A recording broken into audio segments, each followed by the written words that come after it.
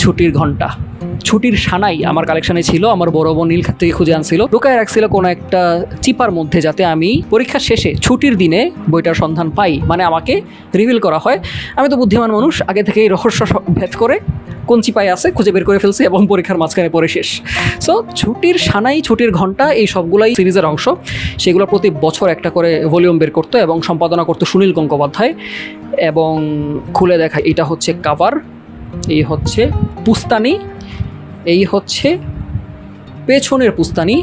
So দেখতে পাচ্ছেন কি পরিমাণ সুন্দর। ভেতরে এই যে এই হচ্ছে আঁকা, আর মাঝে মাঝে কিছু কমিক থাকতো। এই যে ময়ূখ চৌধুরীর আঁকা কমিক প্রথমবার প্রকাশিত হয়েছে এখানে, মহাকালের মন্দির। মানে এইগুলা চিন্তা করেন যে ঈদ সংখ্যার মতো বেরোচ্ছে।